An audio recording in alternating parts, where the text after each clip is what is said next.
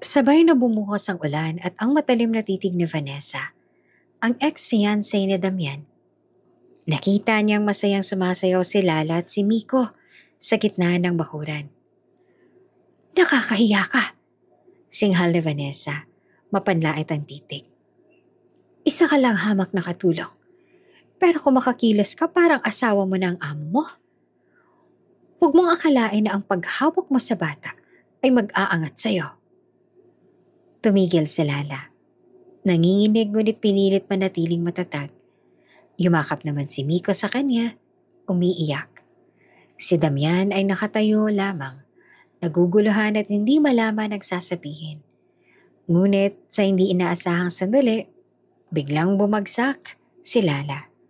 At lahat ay napatigil. Bago ka pa lang sa channel neto, ibang kwento ni Ate Jane, istorya mo, ikwento ko. Huwag kalimutang pindutin ang notification bell at subscribe button.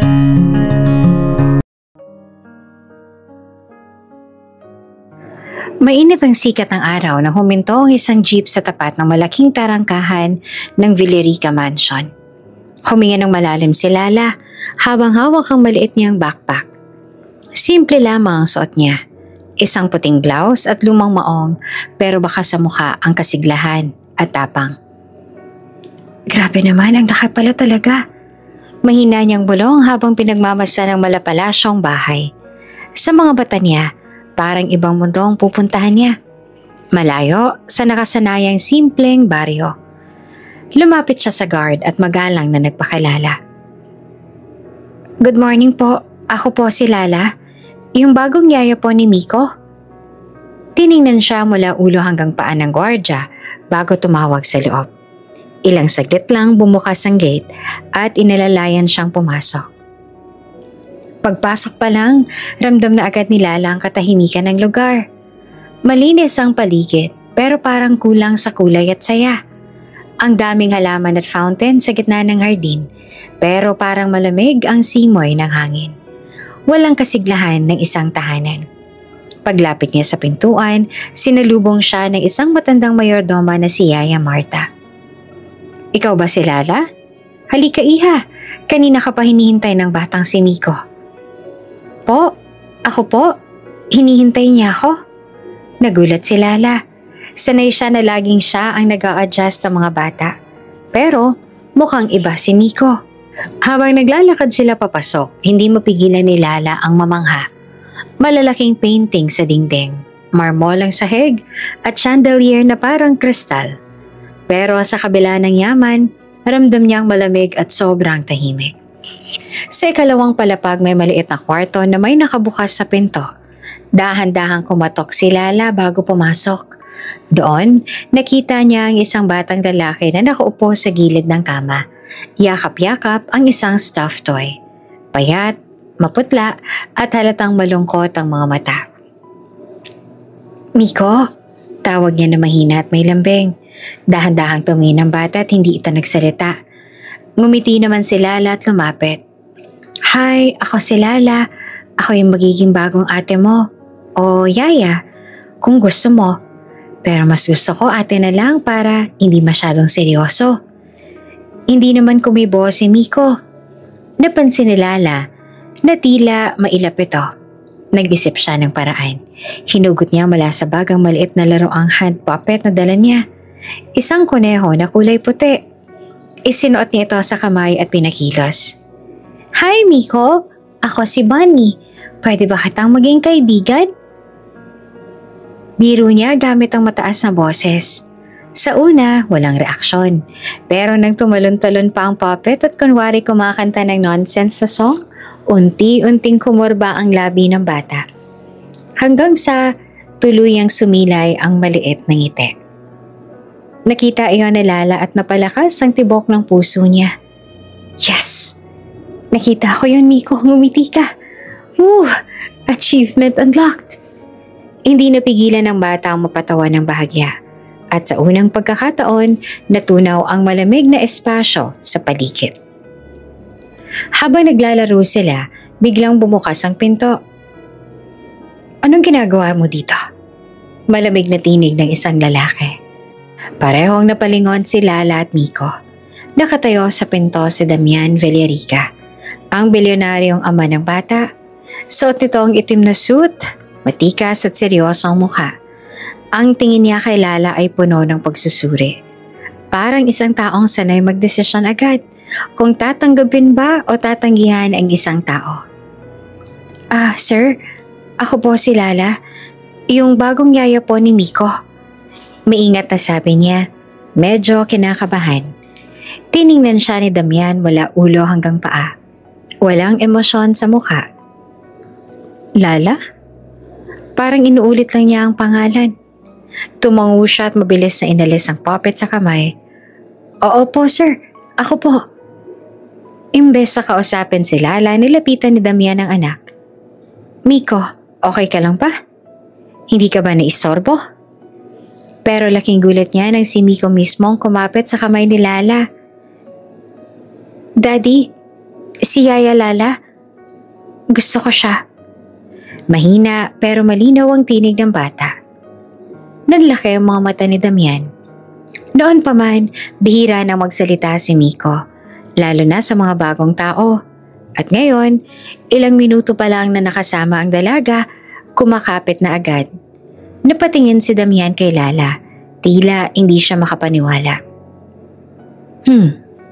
Tanging iyon lang ang kanyang nasabi, pero may bahid ng pagtataka ang tono. Lumapit si Yaya Martha. Sir Damian, mukhang nagustuhan po talaga ng bata si Lala. Bihira hong mangyari yan. Saglit na katahimikan ang bumalot sa silid. Si Damian, seryoso pa rin ang ekspresyon pero hindi maitatanggi na nagulat siya. Fine, malamig niyang sabi. Manatili ka dito. Pero tandaan mo, trabaho lang. Walang palya. Walang problema. Pagkatapos ay tumalikod siya at umalis.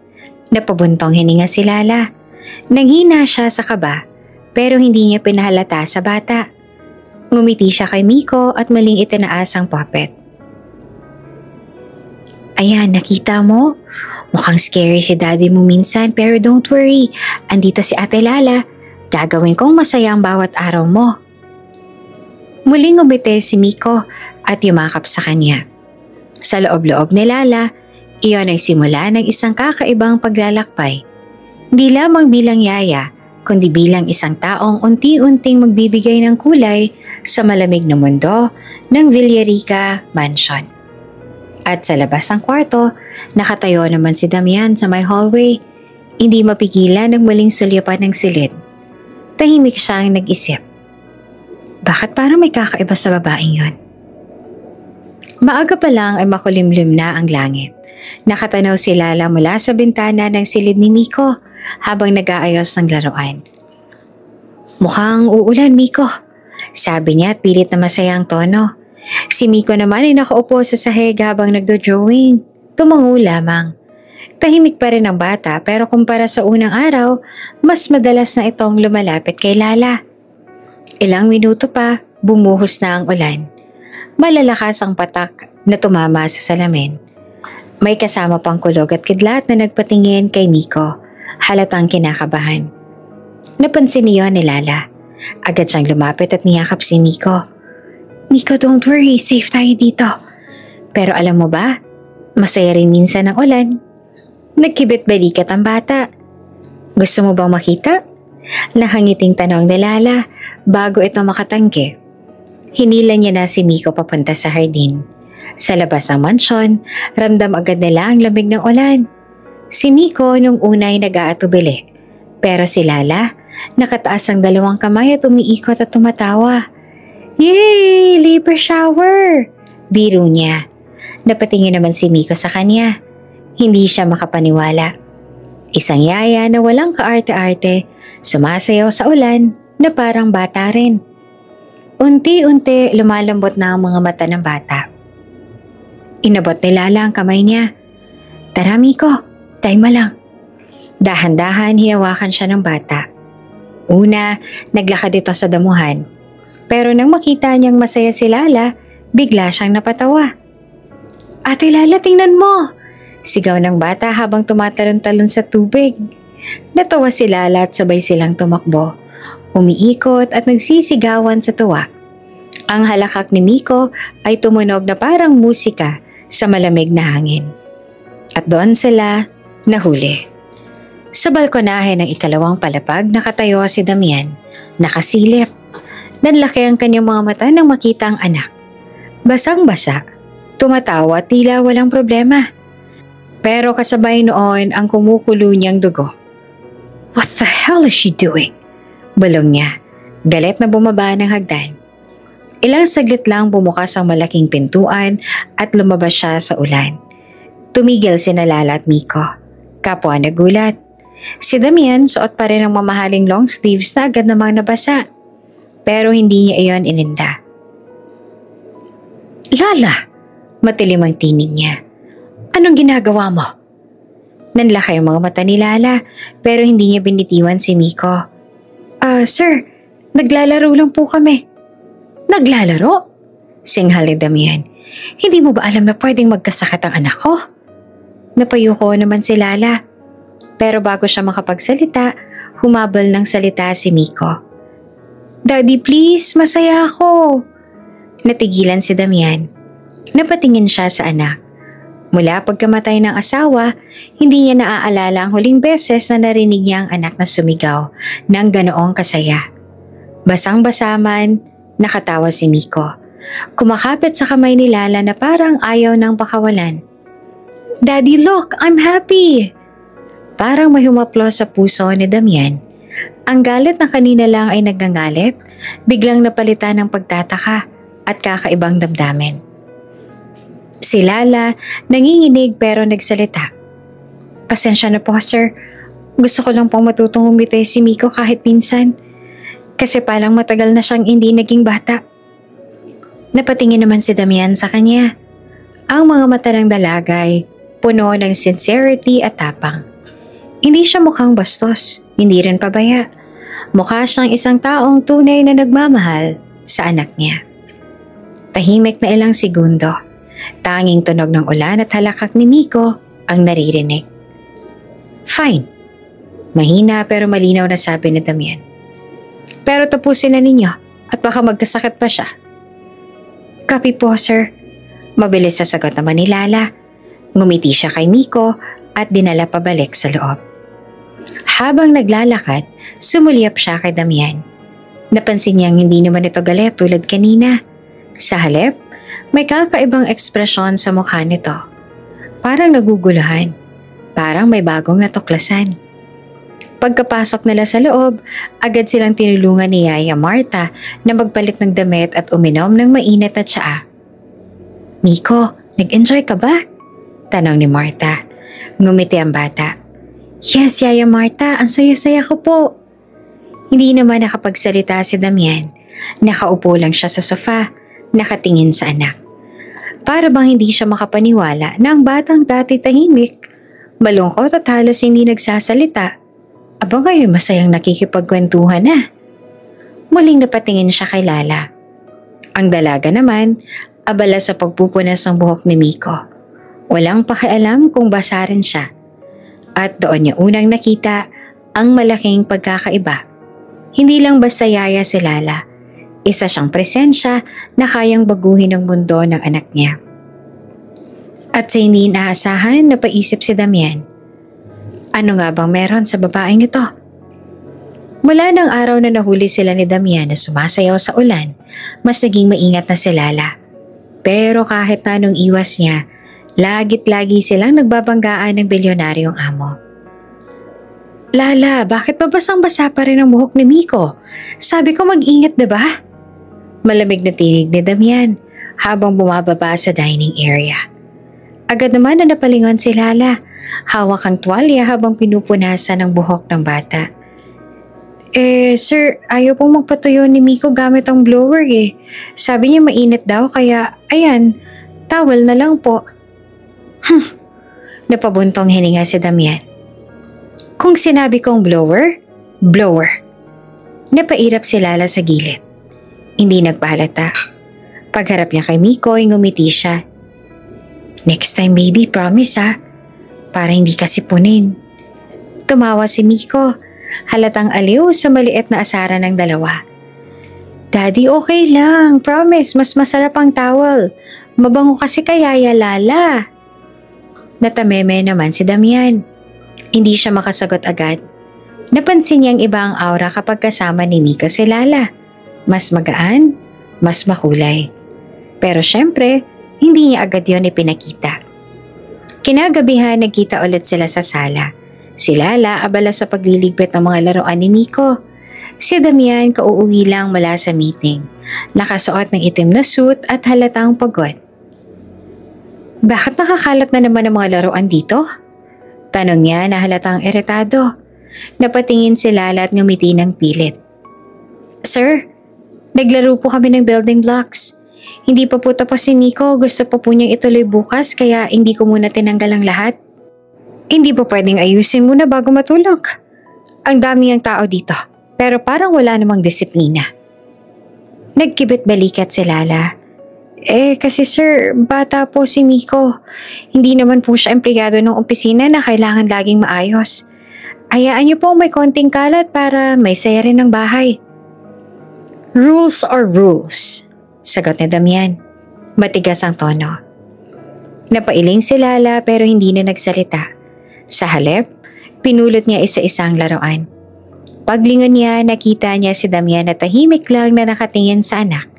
Nakatulog na sa sofa habang hawak-hawak pa ang maliit na sasakyan. Sandaling natigilan si Lala.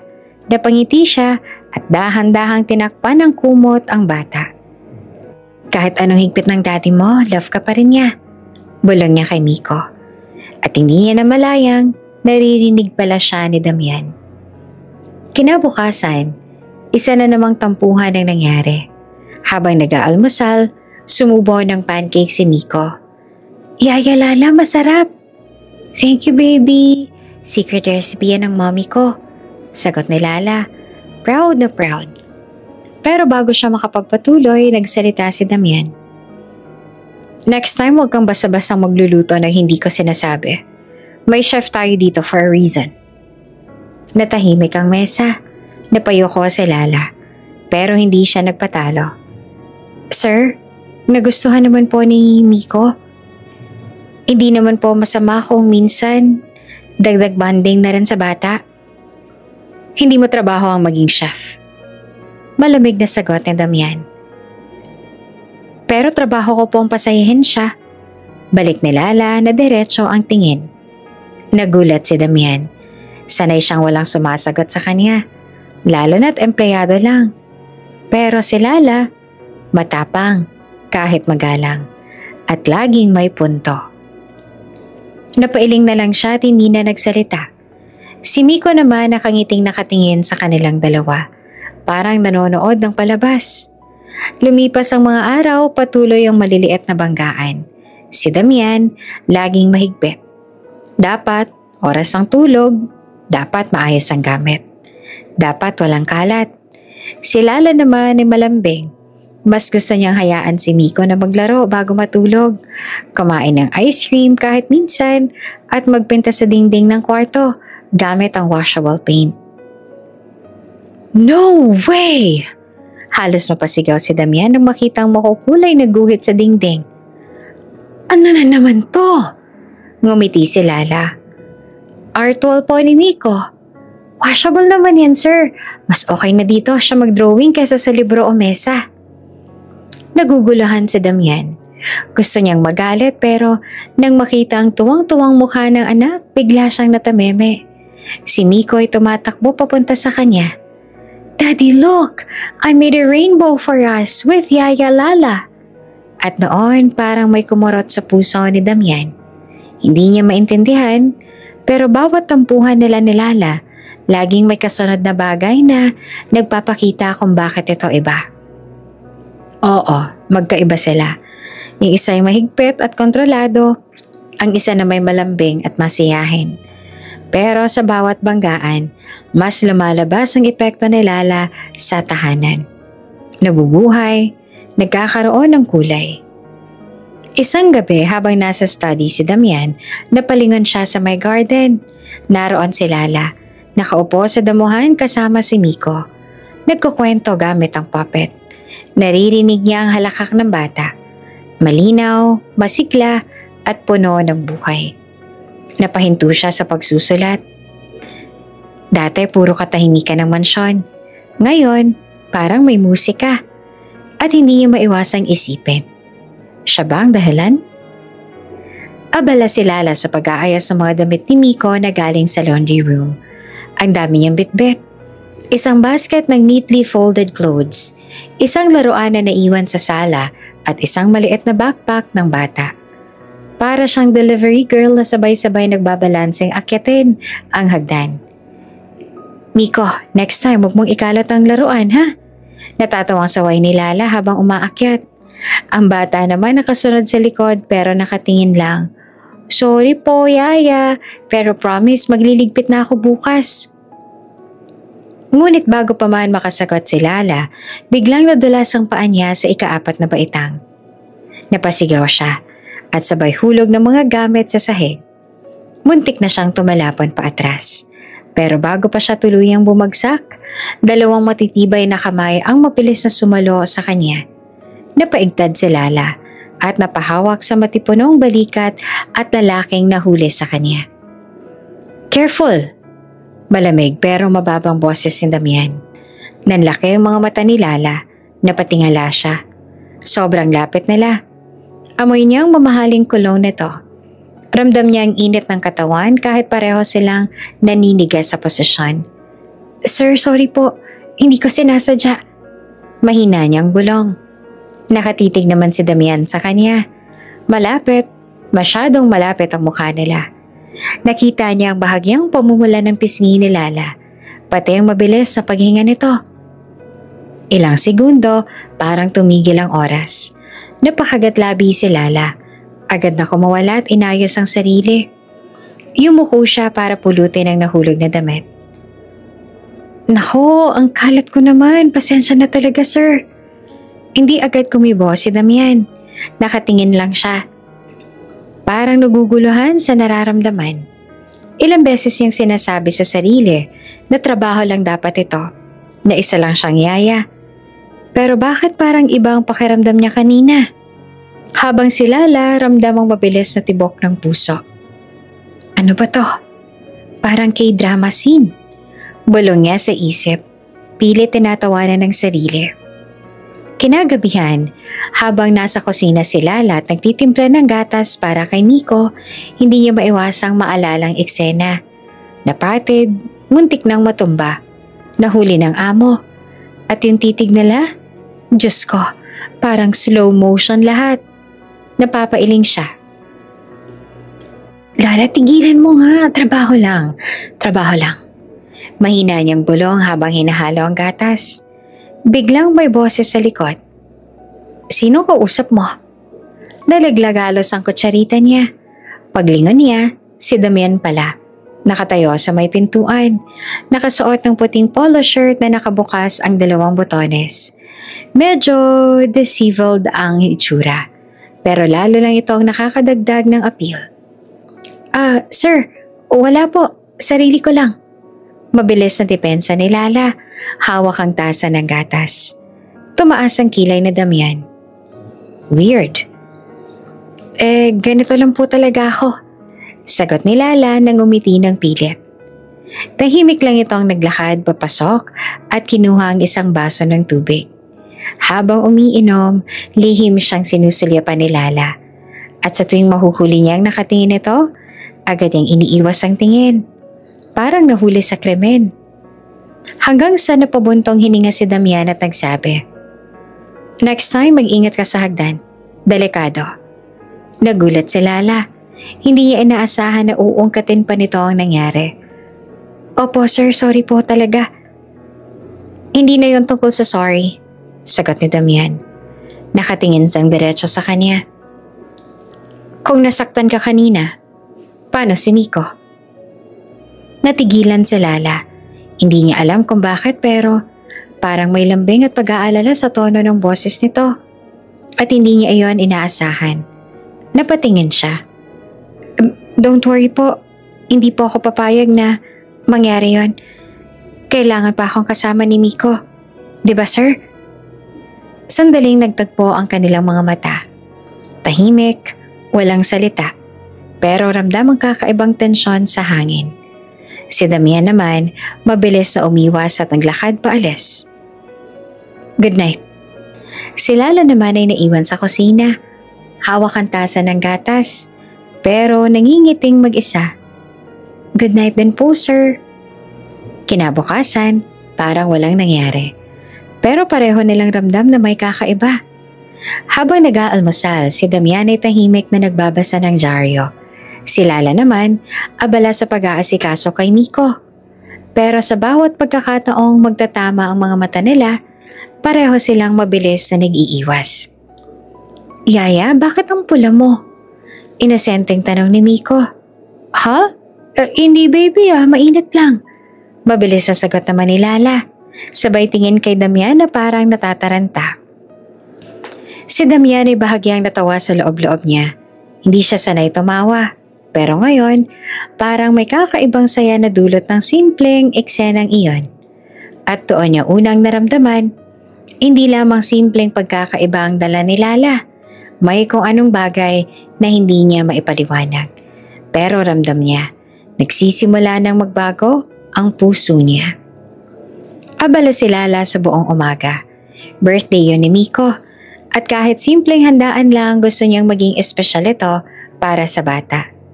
Sa kusina, tinutulungan niyang mga staff na maglagay ng tempura sa mga tray, maglagay ng lobo sa dingding at magayos ng cake na may simpleng design. Blue frosting at maliit na kotse sa ibabaw. Wow, ang dami namang lobo! Tuwang-tuwang sabi ni Lala habang nakataas pa ang kamay.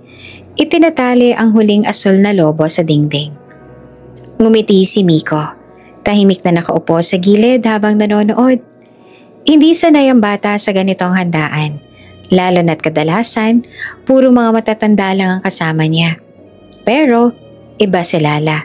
Sobra siyang mag-effort para mapasaya siya. Yaya, may cake talaga? Mahina at parang nagtatakang tanong ni Miko. Oo naman, sagot ni Lala. Lumapit at pinisil ang pisngi ng bata. Hoy, birthday mo kaya ngayon? Dapat espesyal ka. Napayuko si Miko, pero halata ang liwanag sa mata niya. Nang magsimula ang munting party, dumating ang ilang kapitbahay na bata at anak ng mga kaibigan ni Damian.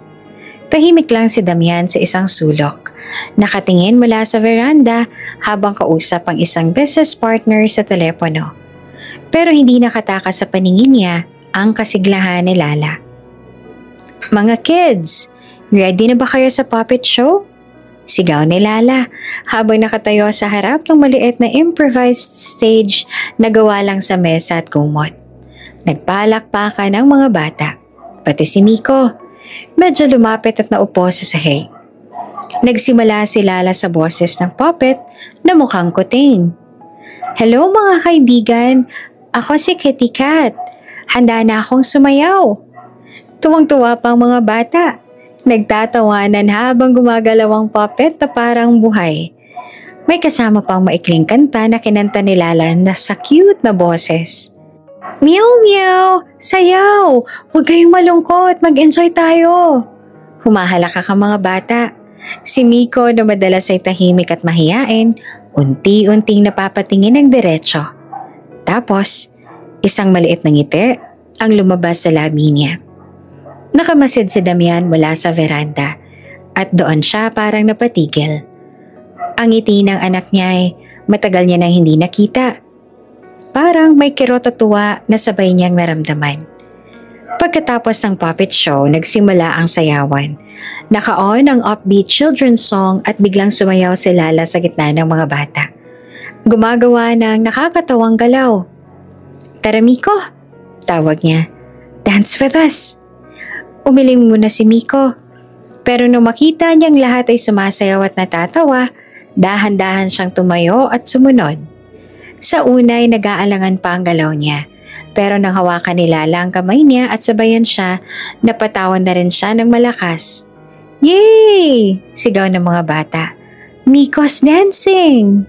Si Damian naman ay nakatulala habang pinapanood iyon. Hindi niya maalala kung kailan huling tumawa ng ganon ang anak niya. Simula nang mamatay ang ina nito, parang nawala na ang lahat ng kulay sa bata. Pero ngayon, parang ibang Miko na ang nakikita niya. Parang biglang lumuwag ang dibdib ni Damian. At bago niya namalayan, isang maliit na ngiti ang lumabas sa sariling labi niya. Pagkatapos ng party, pagod pero masaya si Lala. Nakaupo siya sa sofa. Hawak ang basang bimpo habang pinupunasan ng pawis ni Miko. "Did you have fun, birthday boy?" tanong niya. "Opo, Yaya," sagot naman ni Miko. Nakangiti pa rin. "Ang saya po talaga." Napatitig si Damian sa eksenang iyon. Tahimik lang siya pero ramdam ang bigat ng iniisip. Hindi niya maipaliwanag kung bakit ganoon ang epekto ni Lala. Paglapit niya ay bahagyang tumikim. "Miko, magpasalamat ka kay Yaya. She worked hard para dito." Tumango si Miko at niyakap si Lala. "Thank you, Yaya." Halos maluha naman si Yaya sa yakap na iyon. Ramdam niya ang init at bigat ng pasasalamat ng bata. Si Damian naman, nagtagal din ang tingin kay Lala. Doon niya unang napagtanto. Hindi lamang basta Yaya ang papel ng dalaga sa buhay ng anak niya. May dalang ilaw si Lala na matagal nang nawala sa bahay nila. At doon, nagsimulang kumirot ang kanyang puso sa tanong, ano ba talaga ang meron sa kanya? Malamig ang gabi sa mansyon. Tahimik na tahimik ang paligid. Tanging tunog lang ng wall clock ang maririnig sa kwarto ni Damian. Nakahiga siya sa king-sized bed. Nakapikit pero gising na gising ang isip. Paulit-ulit na bumabalik sa kanya ang eksena kanina. Si Lala, nakangiti. Sumasayaw kasama ang mga bata at si Miko. Lalo na nang marinig niya ang tawa ni Lala. Yung parang walang halong pag-aalala. Malinaw at nakakahawa. Napailing siya at napabuntong hininga. Ano ba to? Hindi niya alam kung bakit biglang ganon ang epekto sa kanya ng isang simpleng dalaga na. Ilang linggo pa lang na namamasukan sa bahay niya. Tumagilid siya at nakatingin sa kisame. Damn it, bulong niya. I shouldn't be thinking about her. Pero kahit anong pilit ko, andun pa rin ang alaala ng ngiti ni Lala. At lalo siyang hindi dalawin ng antok. Samantala, nasa kabilang kwarto si Lala. Nakadapa sa kama habang nilalaro ang maliit na stuffed toy na bigay sa kanya noon ng pamangkin. Hindi rin siya makatulog. Kanina pagkatapos ng party, ilang beses niyang nahuling nakatingin si Damian sa kanya. Hindi siya makalimot. Kung paanong tumama ang mga mata nila saglit habang pinupunasan niya ang pawis ni Miko, may kung anong kakaibang kuryente siyang naramdaman. Lala, tigilan mo na yan. Bulong ng isip niya. Yaya ka lang, diba? Samantalang siya, bilyonaryo. Seryoso, hindi mo ka-level. At saka trabaho lang pinunta mo dito. Pinikit niya ang mga mata, pinilit huwag isipin ng amo. Pero sa halip, mas lalo niyang naalala kung paano siya biglang umiti habang nakatingin sa anak niya. Parang may natuklasan siyang side ni Damian na hindi nakikita ng iba. Hindi lang isang istriktong businessman, kundi isang ama na kayang maging masaya basta nasa paligid si Miko at siya. Nagkibit balikat siya kahit na mag-isa. Hay nako Lala, huwag kang assuming. Baka bukas pagalitan ka na naman ni Sir. Kinabukasan, maaga pa lang ay bumaba na si Lala para maganda ng almusal ni Miko. Nasa kusina siya. Nagluto ng pancakes na may smiley face design gamit ang saging at syrup. Habang nag-aayos siya ng plato, biglang dumating si Damian. Suot pa ang sports jacket. Mukhang kararating lang galing jogging. Nagulat si Lala. Halos mabitiwan ang spatula. Ay, good morning sir. Pancakes po, baka gusto ninyo. Saglit siyang tumingin kay Lala. Parang pinag-aaralan siya. Bago tumango. Coffee. Maikli niyang sagot sabay upo sa dining table. Tahimik silang dalawa habang nagsasalin ng kape si Lala at inilagay ang plato ng pancake sa harap ni Miko na bagong gising. "Wow, Yaya!" Tuwang-tuwang sabi ng bata. "May smiley face!" Ngumiti si Lala. "Para lagi kang masaya, Miko." Hindi na ba napigilan ni Damian na mapansin iyon? Kung ibang tao siguro ang gumawa, parang wala lang. Pero para kay Lala, simpleng pancake lang pero nakikita niyang sobrang effort para mapasaya ang anak. Habang tahimik siyang humihigop ng kape, hindi niya namalayang nakatitig siya kay Lala. Napansin naman iyon ng dalaga at agad siyang nataranta. Bumaling ng tingin, kunwaring abala sa paglilinis ng countertop. Lumipas ang ilang araw, hindi nawawala ang mga banayad na banggaan nila. "Lala, masyado kang matagal mag-grocery. Hindi ba pwedeng mas mabilis?" Tanong ni Damian habang tinitingnan ang resibo. Sir, pasensya na po. Pumila pa po kasi ako. Tapos may sale po ng mga laruan kaya binilan ko rin si Miko ng maliit na kotse-kotsehan." "Hindi mo naman kailangan gumastos ng sarili mong pera." "Naku, okay lang po sir. Gusto ko lang siyang mapasaya." Natahimik naman si Damian. Gusto niyang magalit. Pero may kung anong kirot sa puso niya sa effort ng dalaga. Bakit parang hindi lang trabaho ang tingin niya dito? Gabi na naman, nakaupo si Damian sa study room. Nagbabasa ng reports. Pero ang isip ay lumilipad. Paulit-ulit niyang naririnig sa memorya ang halakhak na Lala, pati ang maaliwalas na mukha niya tuwing kasama ang anak. She's not like the others, naisip niya. Hindi siya pumasok dito para sa pera. She genuinely cares. Sa kabilang banda, si Lala ay nakahiga ulit sa kama. Pinipilit na huwag mag-isip. Pero naaalala niya ang titig ni Damian kanina habang inaabot niya ang mainit na gatas kay Miko bago matulog. Hindi ito ordinaryong tingin. May lalim, may init. Napahawak siya sa dibdib. "Huwag na yun, puso. Hindi pwede." Pero kahit anong pigil, hindi niya maitatanggi. Unti-unti, nahuhulog siya. At sa gitna ng katahimikan ng gabi, pareho silang nakatingala sa kisame ng kani-kanilang kwarto. Parehong iniisip ang isa't isa. Parehong lumalaban sa mga damdaming ayaw pa nilang pangalanan. Mga lihim na paghanga na pinipilit itago. Mga damdaming alam nilang balang araw, mahirap nang ikuble. Maaga pa lang mabigat na ang ulap. Tahimik ang paligid pero ramdamang tensyon sa hangin. Parang may darating na masamang panahon. Nasa veranda si Damian, hawak ang tasa ng kape at pinagmamasa ng kalangitan. Mukhang may bagyo. Mahina niyang bulong. Sa loob ng bahay, abala si Lala sa paglalaro kasama si Miko. Gumuhit sila ng maliit na sasakyan at bahay gamit ang crayons. Ngunit nang biglang dumagundong ang kulog, napatalon si Miko at agad na kumapit sa braso ni Lala. "Yaya, takot ako," bulong ng bata, halos mangiyak. Hinaplos ni Lala ang buhok niya at ngumiti. "Shh, don't worry Miko. Andito si Yaya. Hindi ka pababayaan." Nagsimula ang ulan. Mahina sa una, pero maya-maya'y naging malakas. Malalaking patak ang bumagsak. Sabay ang tuloy-tuloy na kulog at kidlat na kumikislap sa labas ang bintana. Tumakbo ang mga kasambahay para isara ang mga kortina at bintana. Ngunit si Miko lalo pang nanginig. Halos ayaw bumitaw kay Lala. "Yaya, baka tamaan tayo ng kidlat." Nanginginig na sabi niya. Napatingin si Lala sa labas at doon ay bigla siyang may naisip.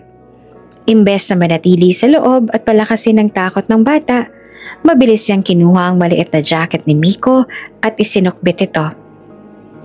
"Halika Miko," masayang sabi niya. "Let's play in the rain." "Ha? Yaya, baka magalit si Daddy." Nag-aalangan si Miko. "Don't worry, minsan kailangan din nating harapin ang bagyo ng may ngiti para makita mo hindi lahat ng kulog ay nakakatakot." Nagulat ang mga kasambahay nang makita si Lala na bitbit si Miko palabas ng veranda. Basang-basa agad ang buhok at damit nila. Pero imbes na matakot, nagsimulang pumalakpak si Lala at sumayaw sa gitna ng ulan. "Look, Miko, it's fun!" Sigaw niya at iniikot-ikot ang bata. Una, mahigpit ang kapit ni Miko. Pero nang makita ang nakangiting mukha ni Lala at marinig ang halakak niya, unti-unti siyang bumitaw ng takot. "Kulog! Boom! Pero tayo dancing boom!" Sigaw ni Lala sabay tawa. Natawa na rin si Miko. Napalundag pa at nagsimulang sumayaw sa puddles. Tumalon-talon siya, basang-basa, pero wala siyang takot. Mula sa veranda ay napatigil si Damian. Nakapangalumbaba siya kanina. Handa ng pagalitan si Lala dahil sa pagiging pabaya. Pero nang mamasdan niya ang eksena, parang natunaw ang lahat ng galit na inipon niya. Ang anak niya na halos hindi ngumingiti ng ilang taon, ngayon ay nagtatawanan. Humahampas sa tubig at walang takot sa gitna ng kulog. At ang dahilan?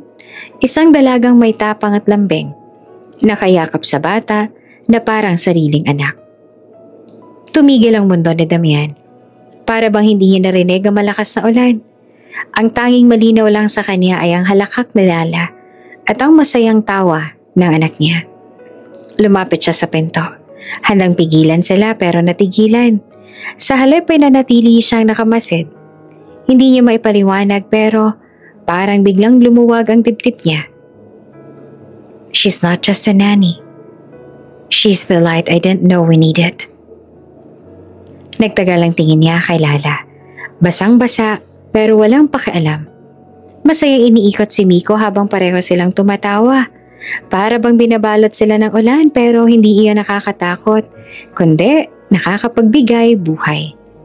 Maya-maya'y lumapit si Lala sa veranda. Dala-dala si Miko na halatang pagod na sa kakatawa. Pareho silang hingal pero masaya. Paglapit nila, nanlaki ang mga mata ni Damian. Hindi niya alam kung sermon ba ang dapat sabihin o iba pa. Ngunit bago pa man siya makapagsalita, nagsalita si Miko. Masayang nakangiti. "Daddy, ang saya sa ulan. Hindi na po ako takot sa kulog." Natigilan si Damian. Wala siyang masabi. Tumingin siya kay Lala at doon niya nakita ang basang buhok nito. Ang ngiting hindi natitinag kahit nanginginig sa lamig. At doon, tuluyan na siyang bumigay. Pagpasok sa loob, inalalayan niya si Miko at agad na tinakpan ng tuwalya. "Go upstairs, change your clothes," mahinahon niyang sabi sa anak. Pag-alis ni Miko ay naiwan sina Damian at Lala sa sala. Tahimik at ang tanging naririnig ay ang malakas na buhos ng ulan sa labas. "Sir, I'm sorry." Mahinang sabi ni Lala, "Naramdaman ka ba?" "Gusto ko lang po sanang mawala ang takot niya. Ayoko na pong nakikita siyang natatakot lagi." Tumingin si Damian. Diretso ang mga mata niya. Hindi galit ang nakita ni Lala, kundi isang malalim at hindi maipaliwanag na init. "You're unbelievable," mahina niyang bulong. "You did what I couldn't." You made him smile, kahit sa gitna ng bagyo. Hindi naman makasagot si Lala. Biglang nag-init ang pisngi. At sa sandaling iyon, alam ni Damian, hindi na lang basta admiration ang nararamdaman niya. Ito na ang simula ng isang bagay na mas malalim, mas totoo. Isang maaliwalas na hapon sa mansyon ng Villarica, abala si Lala sa pag-aayos ng mesa sa garden dahil gusto niyang kumain si Miko sa labas para mag-enjoy ng preskong hangin. Nasa tabi lang ang bata. Nagdo-drawing ng mga robot sa maliit na sketchpad na binili ni Lala sa palengke. "Wow, ang galing mo naman, Miko!" Puri ni Lala. "Paglaki mo, baka maging architect ka o di kaya animator." Napangiti ang bata at muling binalik ang tingin sa papel. Tahimik siya pero ramdam ni Lala na unti-unti nang nagbubukas ang loob nito. Ngunit ang katahimikan ng hapon ay biglang nabasag nang dumating ang isang mamahaling kotse. Mahabang black limousine, kumikislap sa ilalim ng araw. Tumigil iyon sa harap mismo ng mansyon. Lumabas ang isang babae. Matangkad, naka-designer dress at halatang sanay sa glamour. Nakataas ang kilay nito habang tinitingnan ng paligid. Lalo na si Lala na nakayuko at nag-aayos ng mga plato. Vanessa, bulong ni Damian mula sa pintuan ng mansyon. Nagulat sa hindi inaasahang bisita. Ang babae ay walang iba kundi si Vanessa, ang ex-fiancé ni Damian. Isa siyang kilalang socialite at negosyante na sanay sa atensyon at respeto. Mabilis siyang naglakad papasok sa garden at sa unang tingin pa lang kay Lala, dumapo agad ang pagdududa sa kanyang mga mata. Oh, sino to? Tanong ni Vanessa. Malamig ang tono habang nakatitig kay Lala mula ulo hanggang paa. Bago pa man makasagot si Lala ay lumapit si Damian. Siya si Lala, yaya ni Miko. Yaya? Halos nakangisi naman si Vanessa. Interesting choice, Damian. Hindi ko inakalang mag-hire ka ng ganito. Sabay sulyap muli kay Lala. Halatang minamaliit ang simpleng itsura nito. Napatigil si Lala. Ramdam ang bigat ng tingin ni Vanessa. Sanay siyang maliit noon. Pero iba ang pakiramdam ngayon. Masakit dahil parang hindi naman siya lang ang hinuhusgahan, kundi pati ang presensya niya sa buhay ni Damian at Miko. Magalang siyang babae at mahal na mahal si Miko. Sagot ni Damian, medyo matigas ang tono. Saglit namang natahimik si Vanessa, pero agad ding bumaling kay Lala. I hope alam mo kung anong lugar mo dito. Baka kasi nakakalimutan mo. Katulong ka lang dito. Bumagsak ang balikat ni Lala. Gusto niyang ngumiti at ipakita na hindi siya apektado. Pero nahirapan siyang pigilan ng hapde ng mga salita. Kaya ngumiti na lang siya ng pilit sa bayo ko. Opo, naiintindihan ko po. Nakita ni Damian ang sakit sa mga mata ni Lala, kahit pilit nitong tinatago. At doon siya mismo ay nagulat sa sarili. Bakit parang sumasakit din ang dibdib niya nang makita si Vanessa na tinatrato ng ganoon si Lala? Miko, pumasok ka muna sa loob. Mahinahong sabi ni Damian sa anak. Tumango naman ang bata. Pero bago pumasok, lumapit muna kay Lala at hinawakan ng kamay nito. Parang pinapakita ang suporta. Napansin niyo ni Vanessa at bahagyang kumunot ang noo. Well, Damian, hindi ko akalain ganyan na ang setup mo ngayon. Kaya ka siguro hindi nagpapakita sa mga events. Busy ka pala sa ganito. Vanessa, kung pupunta ka rito para lang mag-insulto, mas mabuti pang umalis ka na. Matigas na sabi ni Damian. Nagulat naman si Vanessa. Noon siya ang laging pinapanigan. Siya ang ginikilingan. Pero ngayon, ramdam niyang may nagbago kay Damian. Huminga siya ng malalim at ngumiti ng mapait. Fine. Pero huwag kang magtataka kung may ibang tao ring magsimulang magtanong tungkol sa bago mong interes. Pagkatapos ay mabilis siyang umalis. Iniwan silang dalawa sa garden. Tahimik na bumalik si Lala sa pag-aayos ng mesa. Iwas ang tingin kay Damian. Pasensya na po, Sir Damian. Baka nakabastos ako sa bisita ninyo. Umiling si Damian. Lumapit at marahang kinuha ang plato mula sa kanyang kamay. Wala kang kasalanan, Lala. Hindi ka dapat nagsosorry. Siya ang lumampas sa linya. Nilingon siya ni Lala. Nagulat sa pagkakaibang iyon. Sanay siyang laging seryoso at malamig ang amo. Pero ngayon, parang may lambing sa boses nito. Pero sir, baka kung ano pong isipin ng tao. Hindi ko na iniisip ang sasabihin ng iba. Putol pa ni Damian. Ang mahalaga ay nandito ka para kay Miko at para sa akin. Natigilan siya. Parang may nais pang sabihin pero pinigilan. Para sa akin, ginagawa mo ng higit pa kesa dapat. Namula si Lala. Hindi niya alam kung paanong tatanggapin ang mga salitang yon. Gusto niyang ngumiti, pero pinili niyang tumahimik na lang. Habang nagiligpit ang mga gamit, lihim na napatingin si Damian kay Lala. At doon niya napansin kung gaanong kalakas ang tibok ng kanyang puso. Isang bagay na matagal niya nang hindi nararamdaman. Samantala si Vanessa, Mula sa loob naman ng kanyang kotse ay napahawak sa kanyang dibdib. Hindi siya sanay na hindi siya ang sentro ng mundo ni Damian. At sa unang pagkakataon, naramdaman niya ang selos. Hindi sa ibang mayamang babae, kundi sa isang simpleng yaya na tila nakahanap ng lugar sa puso ng lalaking minsang kanya.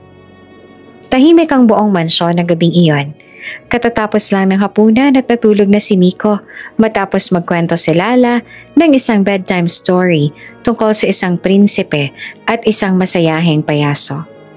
Sa hallway nakasandal si Damian sa gilid ng pintuan ng silid ng anak. Pinapakinggan ang mahihinang tawanan ni Miko bago ito tuluyang dalawin ng antok. Ilang buwan na mula nang huling marinig niya ang ganoong klaseng halakhak sa anak. At ang dahilan nito, ang babae ngayon ay marahang lumalabas ng kwarto. Hawak ang maliit na flashlight at nakangiti. Mahimbing na po siyang natutulog. Bulong ni Lala. Sinaradong pinto ng dahan-dahan. Tumango si Damian. Salamat.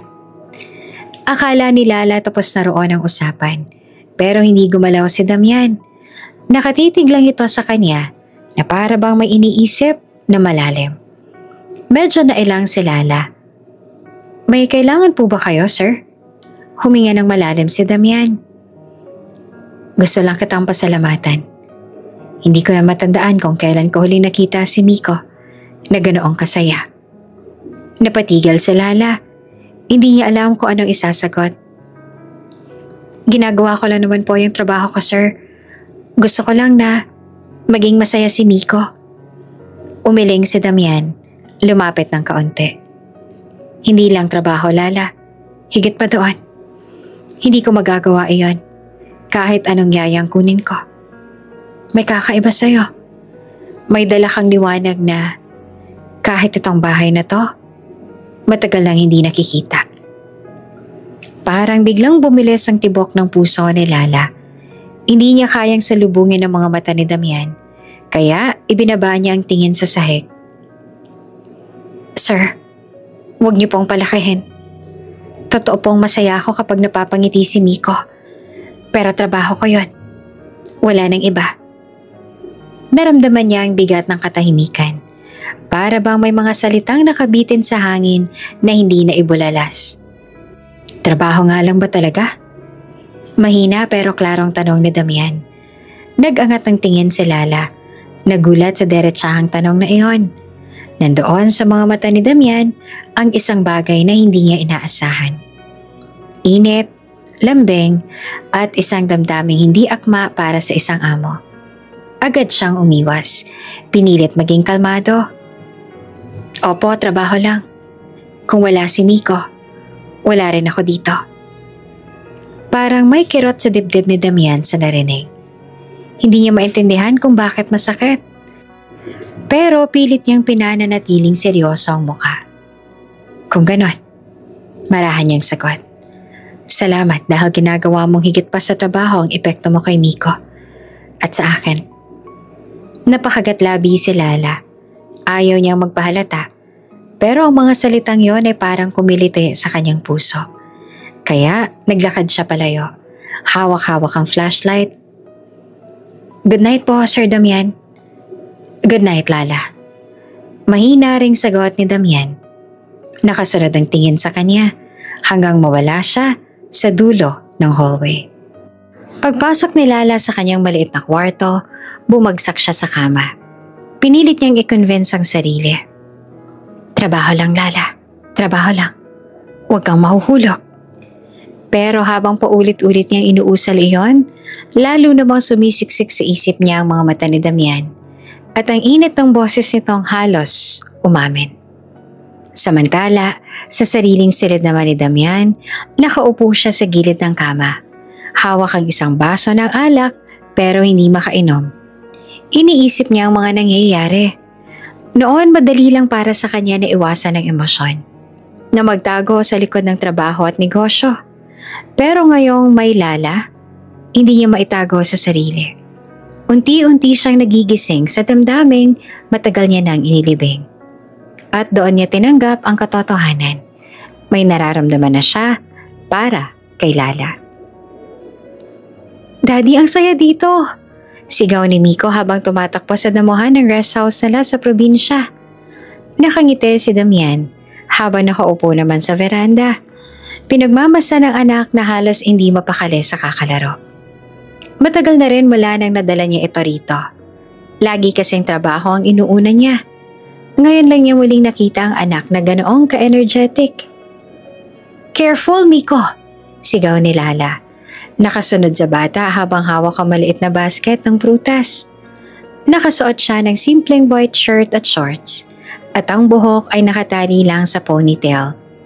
Pero kahit simple, hindi mapigilan ni Damian na mapansin kung gaano siyang kanatural at ka-fresh tingnan. Lumapit si Miko. Bitbit ang isang hilaw na mangga. "Daddy, look! Nahulog sa puno! Pwede ba nating kainin?" Tumaas naman ng kilay ni Damian. "Hilaw pa yan, baka mangasim ka."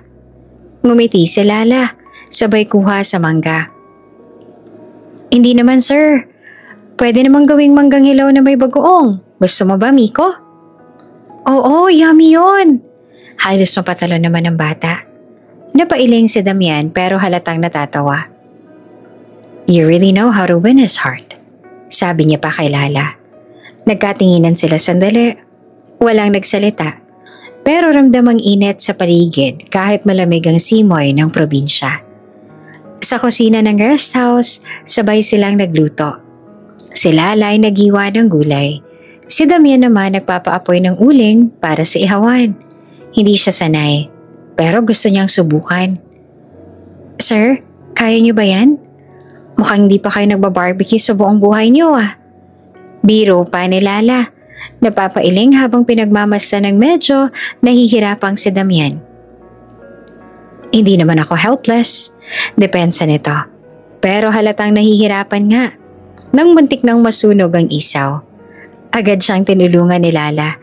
Nagabot sila ng kamay sa parehong oras at nagdikit ang kanilang daliri. Sandali silang napatigil. Nagtama ang mga mata. Bigla silang parehong natawa para iwasan ang awkwardness. Pero sa loob nila, may kakaibang kilig na kumirot. Kinabukasan, naglakad sila sa maliit na bayan. Kumain sila ng halo-halo sa plaza. Bumili si Lala ng pulang sombrero para kay Miko. At bumili rin sa Damian ng simpleng abaniko para kay Lala. "Para sa'yo," sabi niya nang iabot ang abaniko. "Mainit kapag tanghali." Nagulat si Lala pero ngumiti. Thank you, sir. First time ko bang makareceive ng abaniko galing sa bilyonaryo." Napangiti naman si Damian. "Well, first time ko rin bumili ng abaniko para sa isang babae." Hindi na nagkomento pa si Lala, pero hindi rin mapigilan ang init sa pisngi niya. Kinagabihan, nag-set up sila ng maliit na bonfire sa bakuran ng rest house. Si Miko masayang nag-roast ng marshmallow habang si Lala naman ay kumakanta ng simpleng lullaby. Pabulong lang para hindi malungkot ang bata. "Parang pamilya tayo, Daddy," biglang sabit ni Miko. "Ikaw, ako, tsaka si Yaya Lala." Nagkatinginan ulit sina Damian at Lala. Walang masabi, pero ang mga mata nila ay parehong sumasang-ayon. Matapos makatulog si Miko sa tabi, nagpaiwan sila ni Damian malapit sa apoy. Tahimik, tanging tunog lang ng kuliglig at hampas ng hangin sa mga puno ang maririnig. "Alam mo, Lala," basag ni Damian sa katahimikan. "Ngayon ko lang naramdaman na parang normal na pamilya ulit kami ni Miko. Salamat sa'yo." Nag-iba ang pintig ng puso ni Lala. "Sir, sobra naman yata yun. Ginagawa ko lang kung anong kaya ko." Lumapit naman si Damian. Halos magkadikit na ang balikat nila. Ang apoy ng bonfire para bang lalong nagbigay ng init sa pagitan nila. Sandali silang nagkatitigan at dahan-dahan silang parehong lumapit. Unti-unti na silang magtatama ng labi nang biglang umihip ng malakas na hangin at nagpatay ng apoy. Pareho silang natawa, sabay iwas. "Good night, Lala," bulong ni Damian. "Good night po, Sir Damian," Sagot ni Lala. Hawak-hawak ang dibdib niya na parang sasabog sa kaba. Maliwanag ang umaga sa rest house. Gising na si Miko at abala sa pagpipinta ng gamit ng mga crayons at isang malaking drawing pad. Katabi niya si Lala na nagugupit ng colored papers para sa gawing paper crown. Yaya, tingnan mo. Ginuhit ko tayo ni Daddy. May sun, may bahay, tapos may aso rin. Tuwang-tuwa si Miko. Ipinapakita ang makukulay na doodles. Napangiti si Lala. Ang ganda naman yan. Ang galing mo naman, Miko. Nilagay niya sa ulo ng bata ang paper crown na ginawa niya. Now you're king, Miko. Tumawa ang bata at yumakap sa kanya. Pero bago pa siya makatawa pabalik, biglang may mainit na tumulo mula sa ilong niya. Yaya, may dugo ka! Sigaw ng bata sabay turo. Napatda si Lala. Agad niyang tinampot ang panyo at tinakpan ng ilong. Pilit na ngumiti. Ay, konti lang to. Siguro pagod lang. Don't worry, Miko. I'm okay. Pero kitang-kita sa mukha ng bata ang kaba. Hindi, Daddy. Saktong bumaba naman si Damian mula sa hagdan. Suot ang simpleng polo shirt. Nang makita ang eksena, agad siyang lumapit. Anong nangyayari dito? Si Yaya, may dugo sa ilong. Halos maiyak naman si Miko. Tinakpan agad ni Lala ang ilong niya gamit ang dalawang kamay. Pilit pa rin ngumingiti. Sir, huwag po kayo mag-alala, normal lang to. Minsan nangyayari talaga, baka sa init lang. Pero hindi kumbinsido si Damian. Kitang-kita sa mga mata niya ang pag-aalala. Normal? Lala, that's not normal. Kailan pa nangyayari yan? Umiling si Lala. Ngayon lang po, promise. Hindi po kailangan ng doktor. Kaunting rest lang. Nagtagal ang katahimikan. Tinitigan siya ni Damian. Parang sinusuri kung nagsasabi ba siya ng totoo. Nakaramdam siya ng bigat ng tingin kaya agad siyang umiwas. Pinunasan ng dugo at ngumiti kay Miko. See? Wala na. I'm okay. Nakangiti naman ng maluwag si Miko. Pero si Damian ay nananatiling seryoso. Habang naglalaro si Miko sa labas ng garden, hindi naman mapakali si Damian. Lumapit siya kay Lala na abala namang nag-aayos ng mesa. Lala, panimula niya na mababa ang boses. Huwag mo akong gawing tanga. Nakita ako kanina. Hindi lang simpleng nosebleed yun. May sakit ka ba? Napakurap naman si Lala. Natigilan ang kamay sa paghahain ng mga plato. Wala po, sir. Sabi ko naman sa inyo, pagod lang yon. Pagod doesn't make you bleed like that. Sagot ni Damian. Halatang may along inis at kaba. Tell me the truth. Saglit siyang napatingin kay Damian. At doon niya nakita ang tunay na concern sa mga mata nito. Hindi iyon galit ng isang boss. Ito'y takot ng isang taong ayaw may mawala. Pero mabilis din niyang ibinaling ang tingin. Sir Damian, wala po kayong dapat ipag-alala. Gusto ko lang magtrabaho ng maayos. Huwag niyo na po sanang dagdagan. Trabaho? Napatawa si Damian ng mapait. Lala, hindi ka lang trabaho rito. Nakikita mo bang epekto mo kay Miko? At sa akin? Parang kinurot ang puso ni Lala, pero pilit niyang iniwasan. Sir, please, huwag na nating palakin. Ayoko mabahala si Miko. Ayoko mabahala kayo. Sandaling natahimik si Damian. Huminga siya ng malalim. Pinipigil ang sarili. Fine. Pero makinig ka. Hindi ako papayag na baliwalain mo lang yan.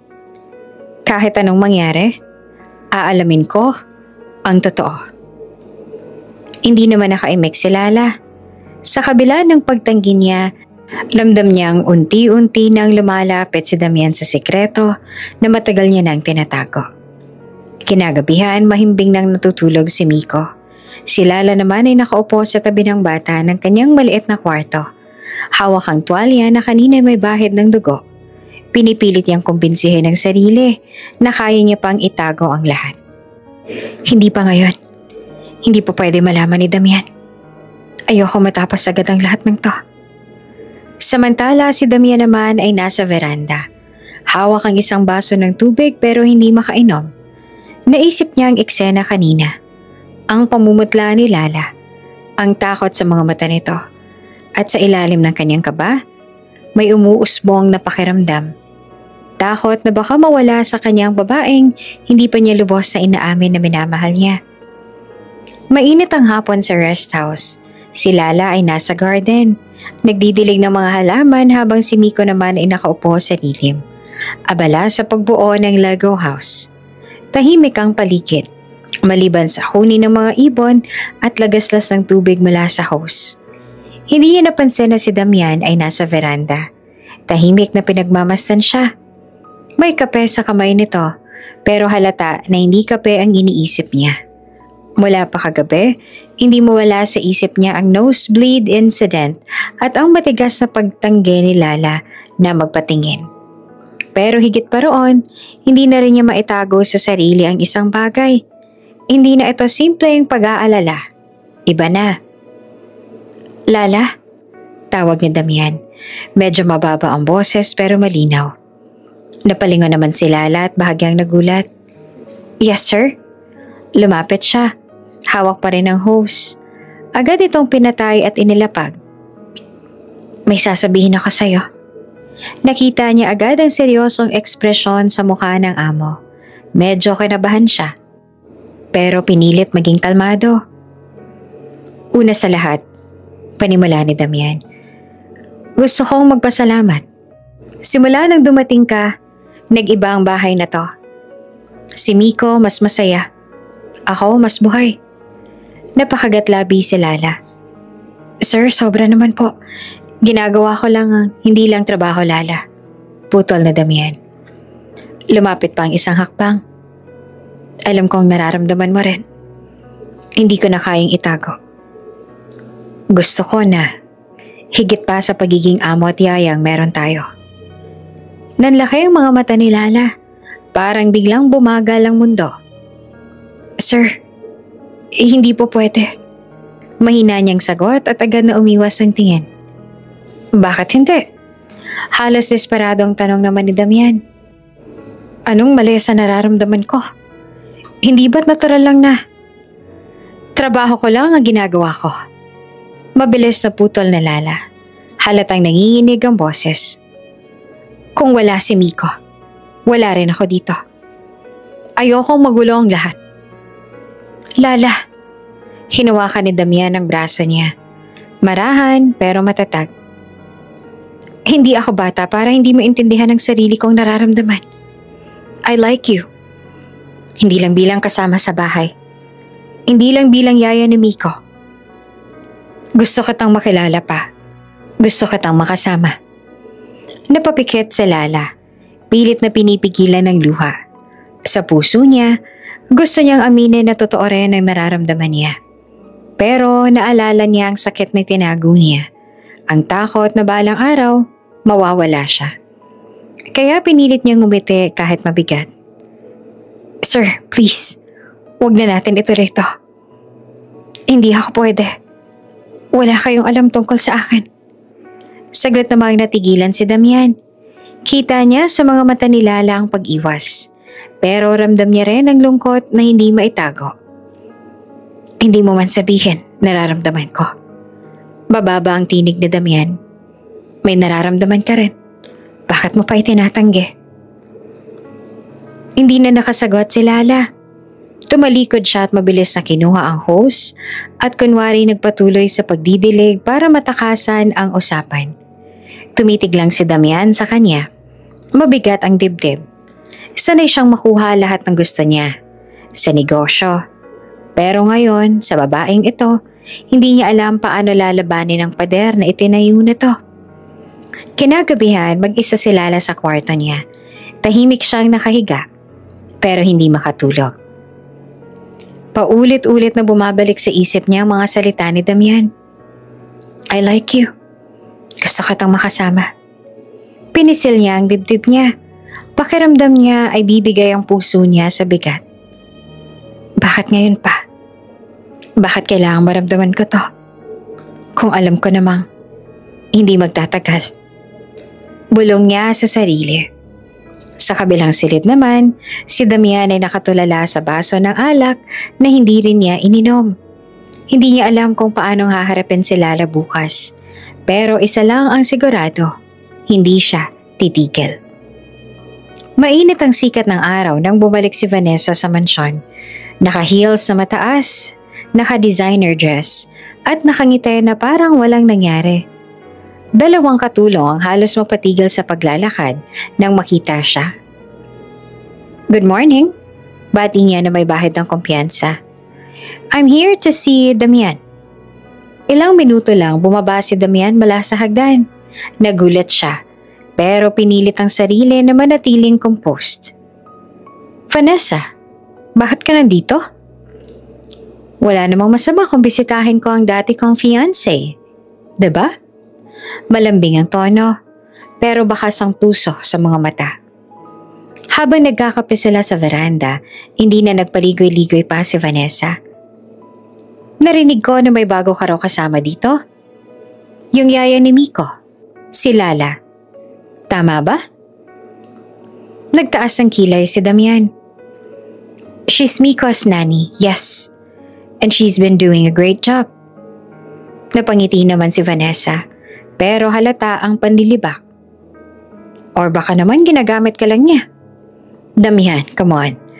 Mga taong galing sa probinsya, madali silang matuksong umangat gamit ang mga taong may kaya. Hindi mo ba naiisip na baka pakitang tao lang yung ginagawa niya kay Miko? Para mas lalo kang mahulog. Tumahimik si Damian. Kahit ayaw niyang aminin, tinamaan siya sa sinabi. Pumasok sa isip niya ang mga sandaling tila may tinatago si Lala. Yung bigla na lang itong umiwas tuwing napapalapit sila. At lalo na noong nosebleed incident. Vanessa, don't. Malamig niyang tugon, pero bakas ang pagdadalawang isip sa boses niya. Sa mismong oras na yon, nandoon si Lala at si Miko sa hardin. Gumagawa sila ng paper boat para sa maliit na timba ng tubig. Tumawa si Miko. Tuwang-tuwa sa simpleng laro. Bigla naman lumapit si Vanessa na naka-cross arms. Well. Ang saya niyo ah. Hindi mo ba naisip, Damian? Na masyadong convenient na palagi siyang nasa tabi mo. Yung bata nahuhulog sa kanya. Next thing you know, pati ikaw. Napatigil si Lala. Ramdam ang lamig ng boses ni Vanessa. Ma'am, ginagawa ko lang po ang trabaho ko. Wala ho akong ibang intensyon. Trabaho?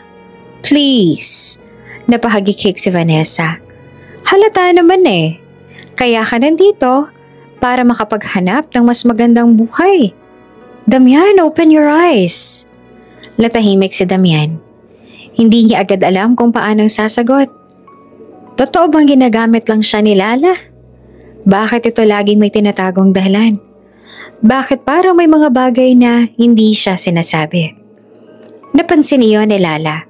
Parang may sakit sa puso ang makita na nagdadalawang isip ang amo. Hindi siya nagsalita. Ngunit ramdam niyang nasasaktan siya.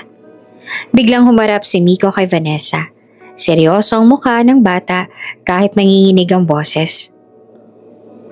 Tama na po, Tita Vanessa. Nagulat ang lahat. Tumayo si Miko at humawak sa kamay ni Lala. Hindi manggagamit si Yaya Lala. Siyang nagpapasaya sa akin. Siyang tumutulong sa akin matulog pag may bad dream ako. Siyang gumagawa ng baon ko. Nagbabasa ng story. At nag-aalaga sa akin kahit pagod siya. Mahal ko si Yaya Lala. Nanlaki ang mga mata ni Damian. Ang mga salitang yon ay galing mismo sa anak niya. At walang kasinungalingan sa tono nito. Kung aalis si Yaya, sasama ako. Dagdag pa ni Miko na halos umiiyak. Nawalan ng kulay ang mukha ni Vanessa. Hindi niya inaasahan na mismong bata ang magtatanggol kay Lala. Lumapit si Damian, marahang hinaplos ang ulo ng anak. Tumingin siya kay Vanessa na malamig ang mga mata. Enough, Vanessa. Don't you dare question her intentions. Hindi siya katulad ng iniisip mo. Nagpigil ng ngiti si Lala, pero hindi rin niya maitago ang pagkabigla. Kanina lang, ramdam niya nagdadalawang isip si Damian. Pero ngayon, siya mismo ang nagtatanggol. Umiwas si Vanessa, pilit na pinapakita na hindi siya apektado. Fine, kung yan ang paniniwala mo. But remember, Damian, people aren't always who they seem.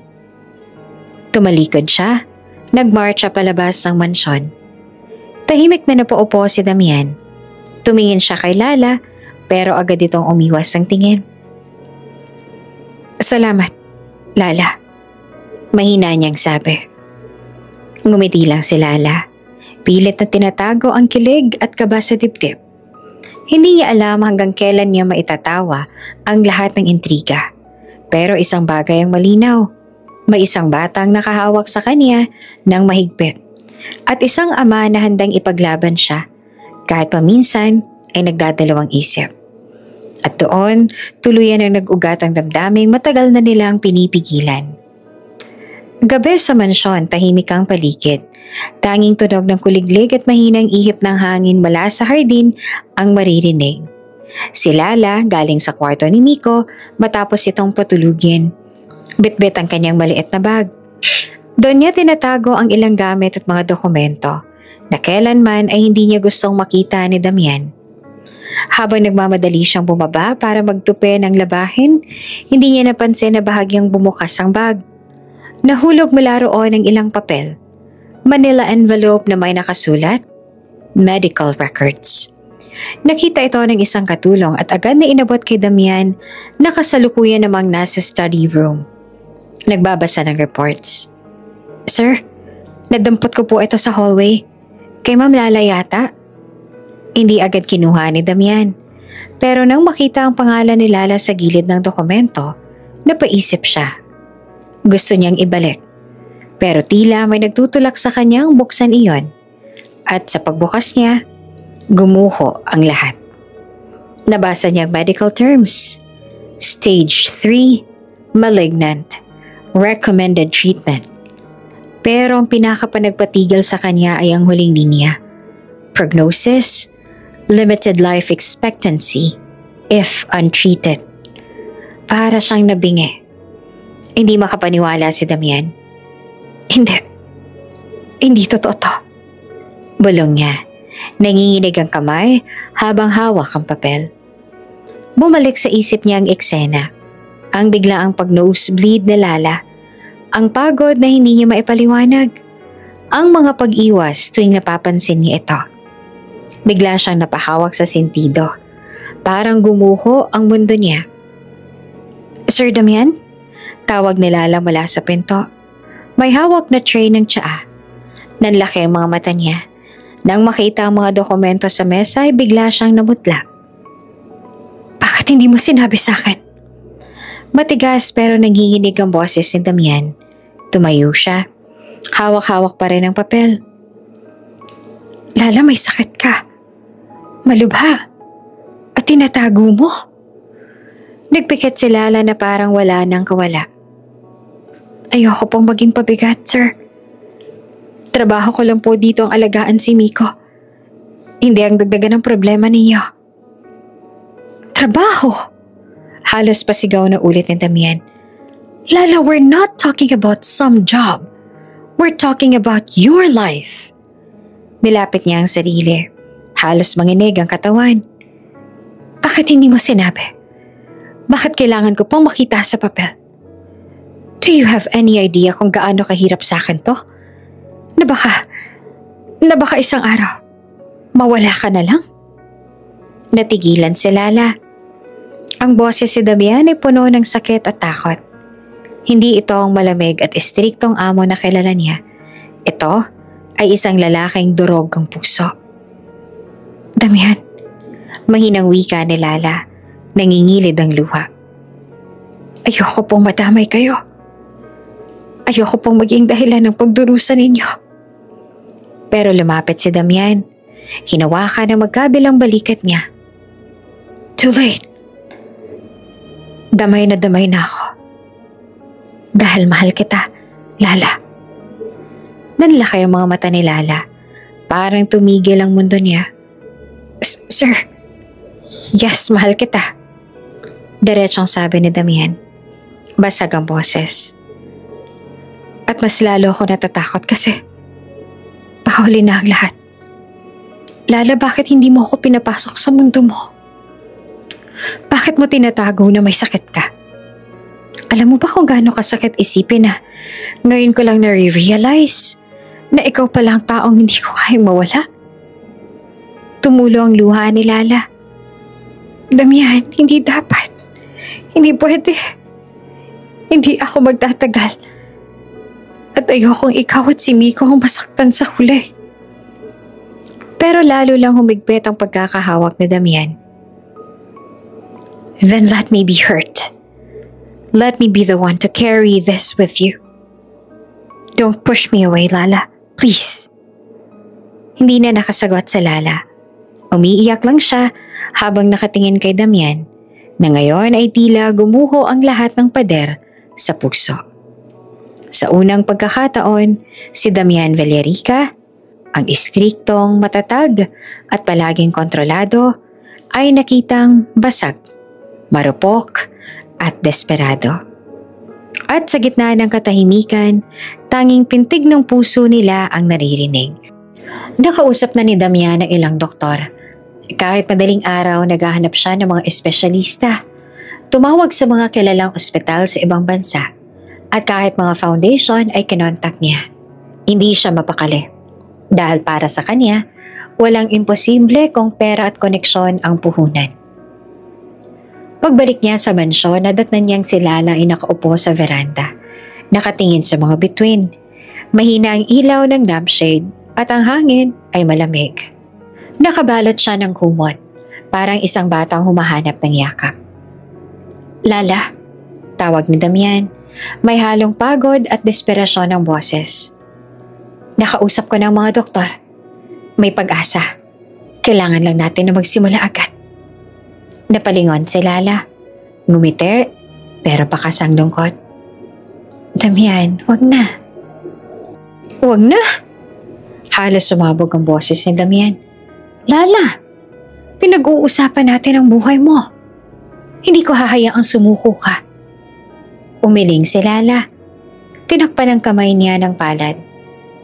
Damian, hindi ako sumusuko. Pero natanggap ko na.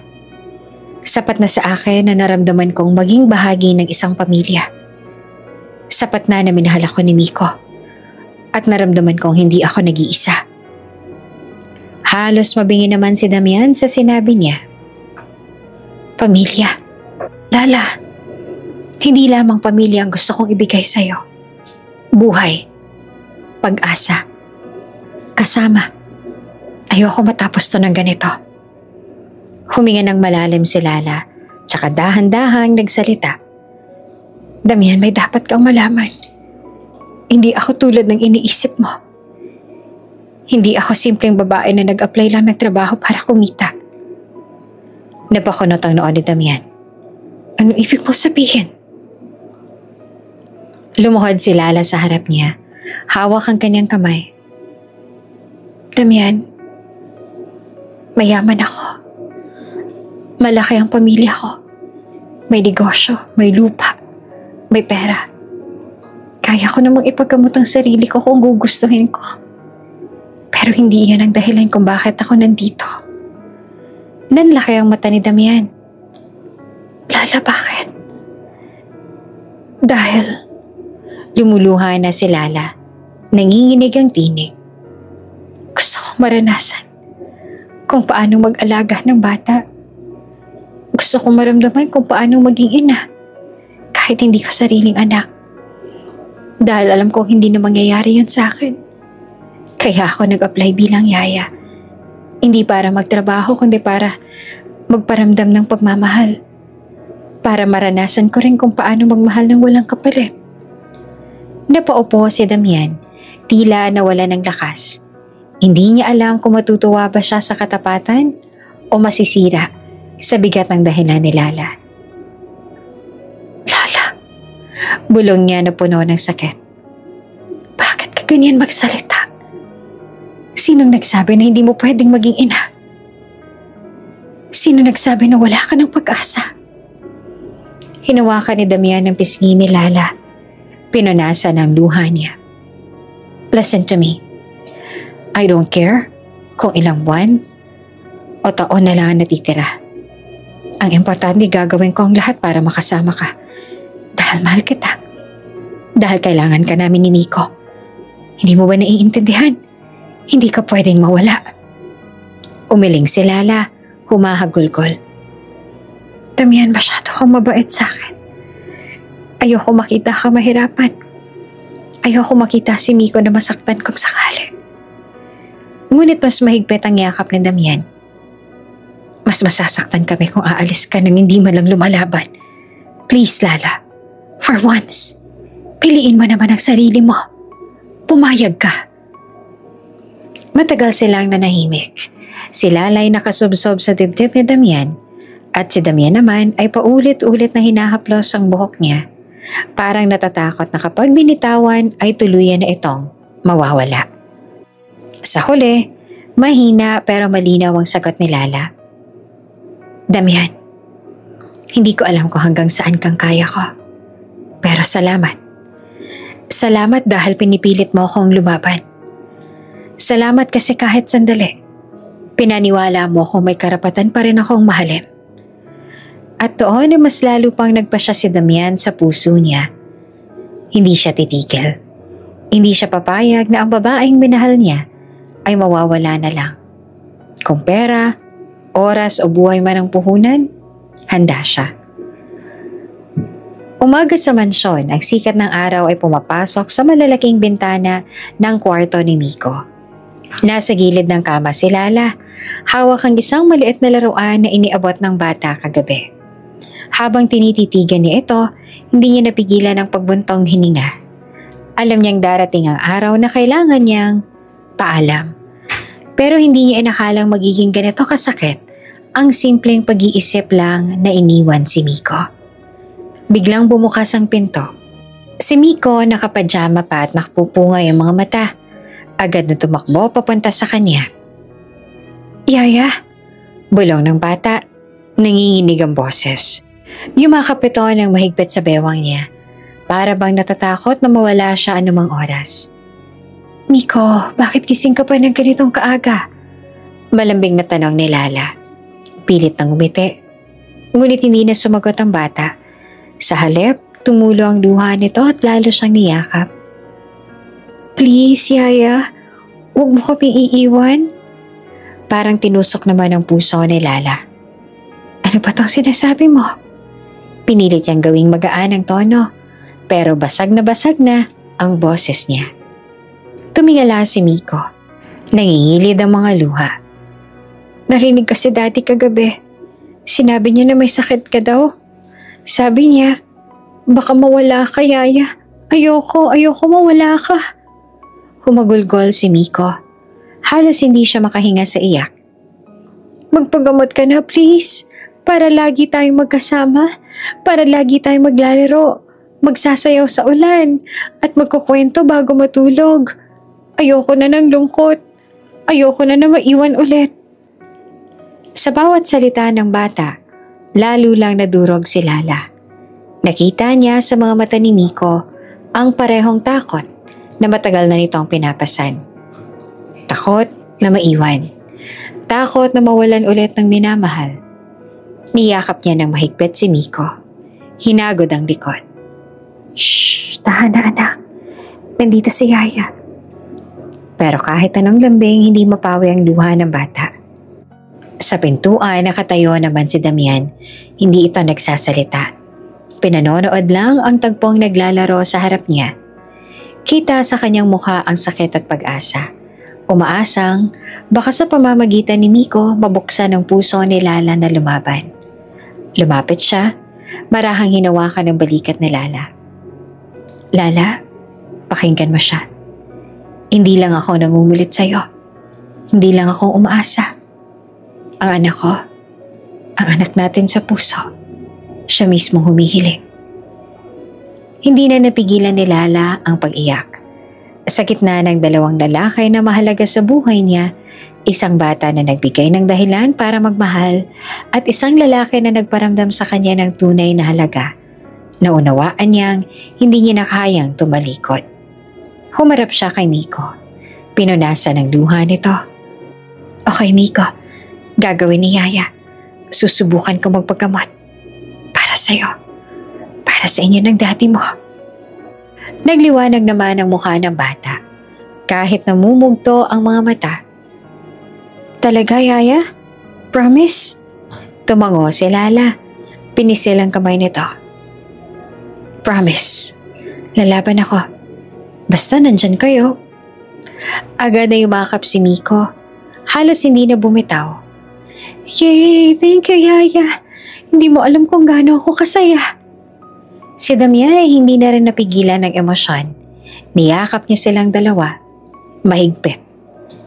Na para bang kinukulong sa isang pamilyang ayaw niya nang mabasag. Salamat, Lala. Bulong ni Damian sa tenga niya. Hindi mo lang niligtas si Miko. Niligtas mo rin ako. At sa sandaling iyon, kahit hindi pa tiyak ang bukas, nagkaroon sila ng pag-asa. Isang pag-asang ibinigay ng pagmamahal ng isang bata at ng tapang ng isang babae. Tahimik ang hallway ng ospital. Tanging tunog lang ng makina at mahihinang yabag ang maririnig. Nasa isang silid sa Lala, nakahiga sa kama habang may nakakabit na dextro sa kanyang kamay. Payat at maputla pa rin siya pero may kakaibang liwanag sa mga mata. Liwanag na hindi nawala simula ng mga kusang lalaban. Sa gilid ng kama, nakaupo si Miko. Hawak-hawak ang maliit na notebook. Yaya, ginawa ko to para sa'yo. Masiglang sabi ng bata. Binuksan niya ang notebook at pinakita ang mga ginuhit niyang larawan. Si Lala, siya at si Damian na magkayakap. Ngumiti naman si Lala kahit hirap. Ang ganda naman ito, Miko. Para akong superhero dito ah. Kasi totoo naman, Yaya. Sagot ng bata. Puno ng kumpiyansa. Ikaw ang hero ko kaya dapat lumakas ka pa. Pumasok si Damian. May dala namang maliit na supot ng pagkain. May tinola ako dito. Gawa ng chef. Pero sabi niya bawal daw muna sa'yo ang matatabang pagkain. Kaya eto, pinagduturing kita ng lugaw. Napatawa si Lala. Ikaw mismo ang nagluto? Of course. Sagot naman ni Damian na proud pa. Para sigurado akong healthy ka. Tumingin siya kay Miko. O anak, tulungan mo akong pakainin si Yaya. Magkasamang nag-abot ng kutsara ang mag-ama. Habang pinapanood ni Lala ang kanilang effort, napuno ang puso niya ng init. Isang simpleng bagay pero ramdam niya ang tunay na malasakit at pagmamahal. Dumating ang mga araw ng treatment. May mga pagkakataong sumuko na halos si Lala dahil sa sakit at pagod.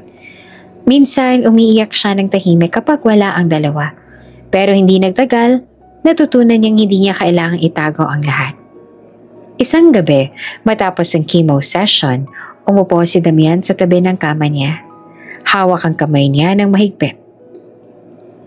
Kung gusto mong umiyak, Lala, andito lang ako. Hindi mo kailangang maging matapang mag-isa. Hindi na siya nakapagpigil. Bumagsak ang mga luha niya. Damian, ang hirap pala. Pero alam kong hindi ko kaya kung wala kayo ni Miko. Niyakap siya ni Damian. Hindi ka namin iiwan. Hinding-hindi. At doon, unti-unti niyang natutunan na ang pagiging malakas ay hindi laging tungkol sa pagtitiis na mag-isa, kundi sa pagtanggap ng tulong mula sa mga nagmamahal. Si Miko, palaging may baon na jokes o drawings tuwing dadalaw sa ospital. Gumawa siya ng maliit na calendar of hope, kung saan may naka-drawing na araw at may mga checkmark. Oh, Yaya, tingnan mo. Ilang araw na lang tapos na ang treatment mo. Tuwang-tuwa pa si Lala sa effort ng bata. Kahit mahina, hinaplos niya ang ulo nito. Salamat, Miko. Hindi mo alam kung gaano kalakas ang binibigay mong energy sa akin. Ilang beses nagdala rin si Damian ng gitara. Sa gabi, habang tulog si Miko sa sofa ng kwarto, kinantahan niya si Lala ng mga lumang love songs. Para makalimutan mo muna ang sakit. Bulong niya. Napangiti naman si Lala. Baka mahulog na lalo ako sa'yo kapag lagi kang ganyan. Saglit na bang natahimik si Damian, pero tiningnan niya ito ng diretsyo. Wala namang masama kung mahulog ka. Sasaluhin naman kita. Makalipas ang ilang buwan, kapansin-pansin ang pagbabago kay Lala. Mas nagkaroon siya ng kulay. Mas nakakatayo na siya na mag-isa. At unti-unti na ring bumabalik ang kanyang sigla. Isang umaga, pumasok si Damian at Miko. Parehong may hawak na bulaklak. Nakatayo si Lala sa gilid ng kama. Nakangiti. Good morning. Masiglang bati niya. Nanlaki ang mata ni Miko. Yaya, nakakatayo ka na? Tumakbo siya at yumakap. Halos hindi makapaniwala.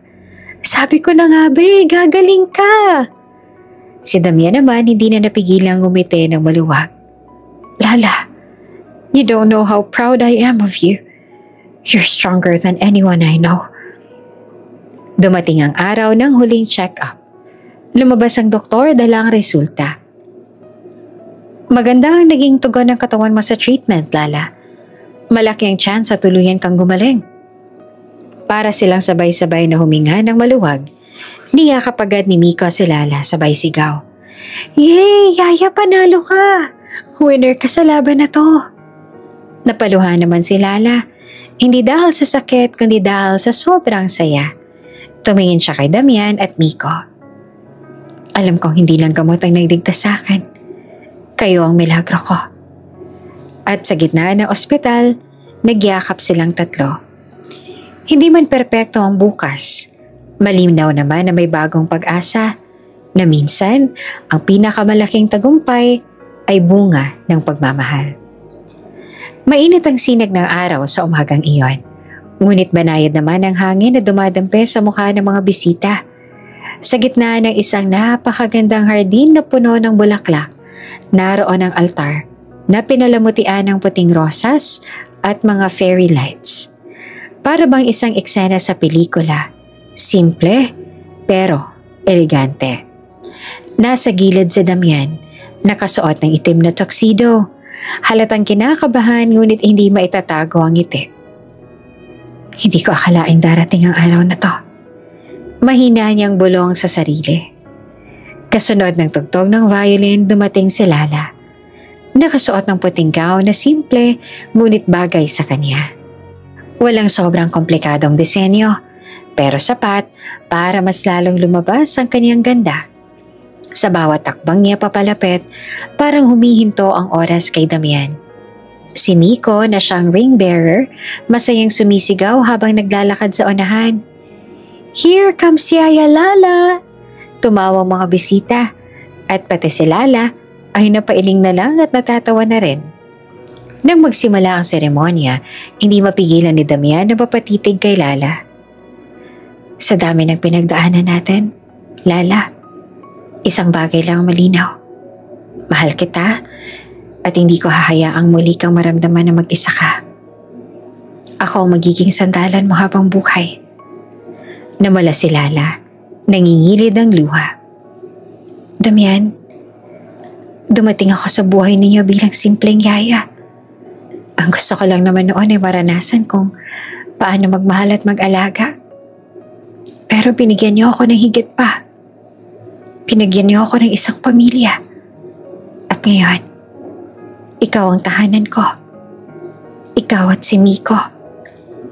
Nagpalakpakan ng mga tao at ilang sandali lang ay idineklara na ng pare. I now pronounce you husband and wife. Naglapat ang kanilang mga labi. Isang halik na puno ng pangako. At sa parehong oras ay sumigaw si Miko. Yay! May mommy na ako! Pagkatapos ng kasal, nagkaroon ng maliit na salo-salo sa mismong hardin. Habang abala ang mga bisita, biglang bumuhos ang ulan. Sa halip na magtakbuhan papalayo, tumawa si Miko at nagsimulang sumayaw sa gitna ng damuhan. "Daddy, Mommy, hali kayo!" Masiglang sigaw ng bata. Nagkatinginan naman sina Damian at Lala. "Handa ka na bang mabasa?" Biro pa ni Damian. "Basta kasama kayo, kahit araw-araw pa," sagot ni Lala. Sabay silang tumakbo papunta kay Miko. At tatlo silang sumayaw sa ulan.